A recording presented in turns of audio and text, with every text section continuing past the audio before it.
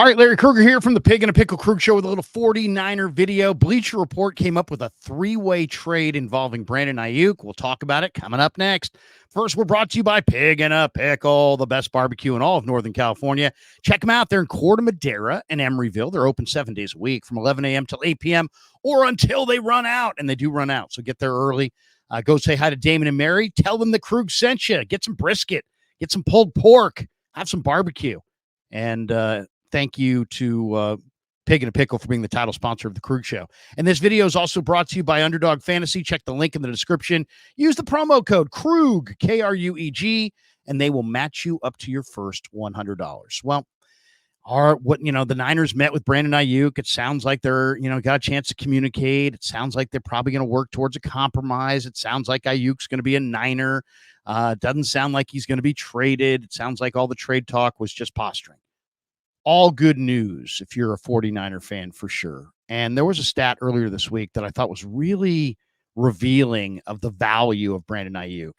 And it was, the list of the players that had the biggest number of down the field, 20-plus yard receptions this year. And Tyreek Hill had the most with 29. CeeDee Lamb was tied with 29. Aiyuk was next at 28. But if you look closer, Tyreek Hill did that in 170 targets. CeeDee Lamb got his 29, 20-yard receptions, but he did it on 181 targets. Aiyuk got 28, one less than them, but he did it on 105 targets.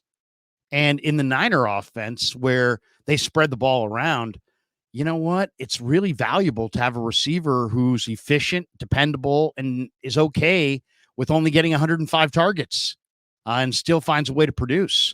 So I think the Niners would be crazy not to pay him, especially since they're inside their Super Bowl window.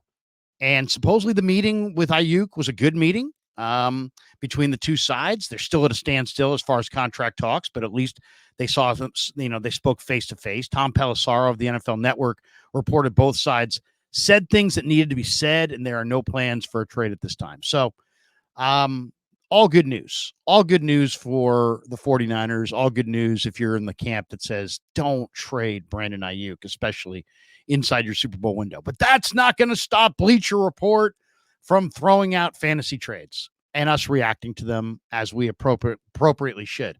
So they threw out some 3-team trades, which you never see in the NFL. So that's kind of makes it even all the more fun because the likelihood of any of these trades actually happening are almost nil. But this is a Falcons-Patriots-Niners trade.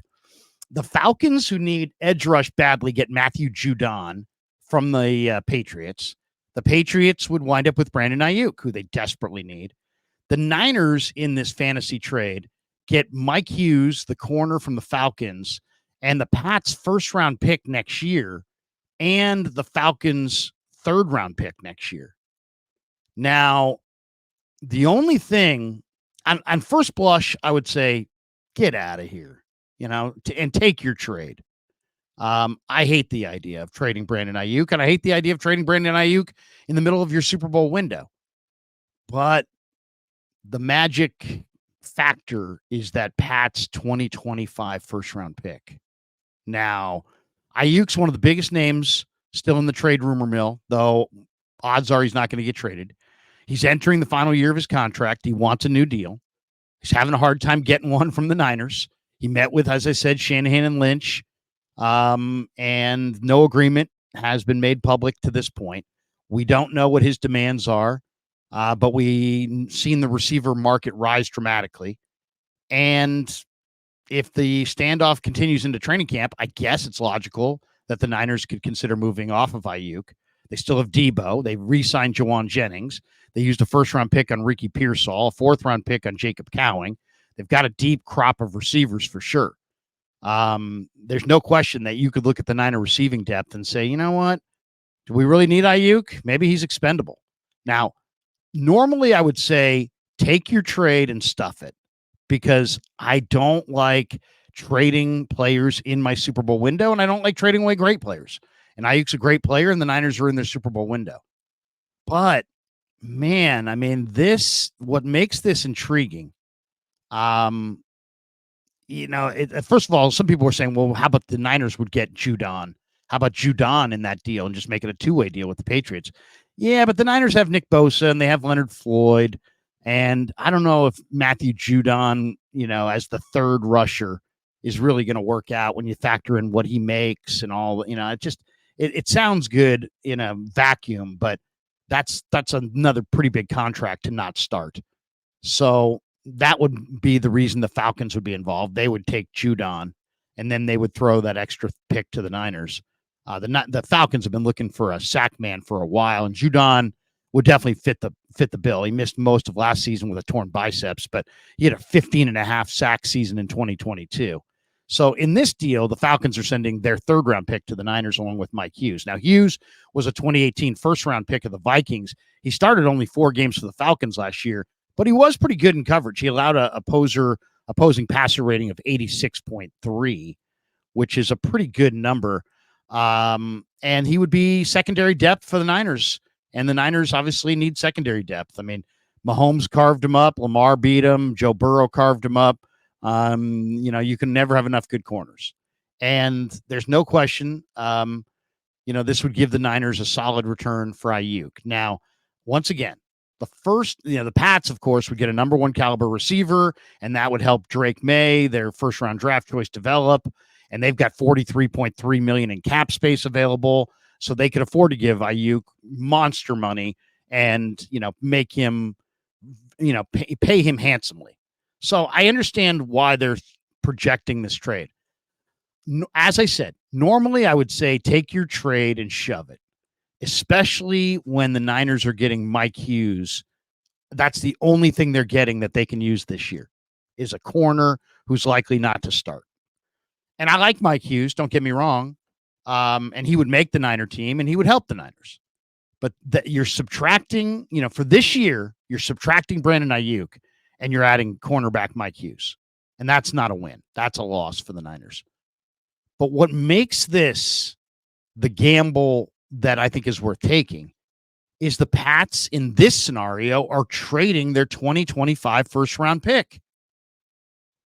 This is where I think the 49ers have to abandon their plan and react to what's in front of them. The same way that you can't have a game plan in an NFL game that you hatch, not 5 days beforehand. You got to see what the defense is showing you, see what the offense is doing, adjust to your opponent, right? All good competitors adjust on the fly. Well, on the fly in this offer, the Falcons are getting Matthew Judon. The Pats are getting Brandon Aiyuk. The Niners are getting Mike Hughes and the Falcons' third-round pick. But they're getting the Pats' 2025 first-round draft choice. I'm doing this deal if I'm the 49ers. That could be the first pick in the draft. New England is awful. New England is a bad football team. They just said goodbye to Bill Belichick. Gerard Mayo's a first-time NFL head coach. They're not a good team. I would love to. My nephew's a big Pats fan. I'd love to deliver better news, but they're not a good team. And if you look at last year's standings, the Pats finished last. They went 4-13. So they went 4-13 and got rid of Belichick. They won 23.5% of their games. Let's see how many teams in the NFL had a lower winning percentage than that. Let's see. They won 4. Who else was in their category? Tennessee won 6. The Chargers won 5. The Commanders won 4. There you go. They had the same year as the Commanders. Carolina lost the most. They won 2 games. They were 2-15. And the Arizona Cardinals were 4-13. But do you see what I'm saying?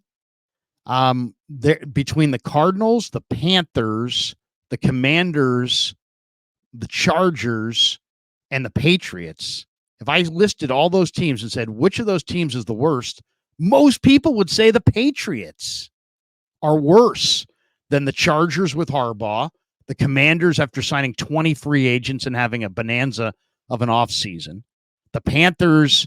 Now, Bryce Young's in year 2. He's probably going to be much improved, though they're probably the closest team to the Patriots. And then Arizona. I think Arizona will be better. Arizona didn't, had injuries to Kyler last year. They had a great draft. Monty Ossenford had a phenomenal draft. If you look at things objectively, that New England Patriots 2025 first round draft choice is almost a surefire lock to be a top 5 pick. Top 5. There's a chance that if you make that trade that you'll get the first or second pick in the draft. If you said to me, if you're a betting man, where do you think this year's Patriots fall? I'll say they wind up with the second pick. Carolina gets the first pick. They wind up with the second pick. So you'd be trading Brandon Aiyuk away. Yes, and you would only be getting Mike Hughes for this year in return. So that's obviously, borderline a non-starter. But then when you look at the details and you see that the Pats have thrown their 2025 first-round pick, that could be the first pick in the draft. You got to make that trade. You absolutely have to make that trade. I love Aiyuk, and if that trade's on the books, I'm absolutely saying yes, absolutely. If you want to replace Brandon Aiyuk, go get the best receiver in next year's draft. If you want to replace Trent Williams, go sign the best go draft the best offensive tackle in next year's draft. You're going to have a top 5 pick for sure. Your pick could be the first pick in the draft. It's likely to be in the top 3. So normally I don't love those. I don't love these trades, and I really don't like trading away, Pro Bowl and all pro type players inside my Super Bowl window. But I'm making an exception here. Why? Because the Pats are including their 2025 first round draft choice, and that's going to be top 5. So you'd get a corner, a top 5 pick in next year's draft, and a 3rd round pick in next year's draft. And your cap problems would go away. And yeah, you'd have to lean on Jacob Cowing and Ricky Pearsall, but you're pretty deep at wide receiver anyway. So I'm not in favor of trading Aiyuk. I've said it 19 times on this video already. It's not my first choice. But if by chance, Elliott Wolf, Ron Wolf's kid, who's the general manager of the Pats, calls up and says, we'll take Brandon Aiyuk, and in a 3-way deal, we'll get you Mike Hughes and our first round pick next year and the Falcons' 3rd round pick next year, I'm doing it. I'm absolutely doing it because that top 5 pick is great value for Brandon Aiyuk. And now your cap problems are no longer cap problems. If Trent Williams retires at the end of the year, who cares? You're in line to get the best offensive tackle in the draft, and there's some damn good ones probably in this upcoming draft. Any awesome defensive player that you want, you're going to be able to get. Any stud defensive lineman, if you want, you can go there. If there's an absolute, once-in-a-lifetime corner, you can go there. So unbelievable 3-way trade offer. And if the Niners get this pick, do it. Mike Hughes, a top 5 pick in next year's draft, and the Falcons' 3rd round pick for Brandon Aiyuk, done. Thank you. Brandon, good luck in New England. All right. If you have a thought on this video, share it in the comments below. Thanks to Pig and a Pickle for being the title sponsor. Thanks to Underdog Fantasy for sponsoring this video. Thanks to all of you guys for supporting The Krug Show on YouTube.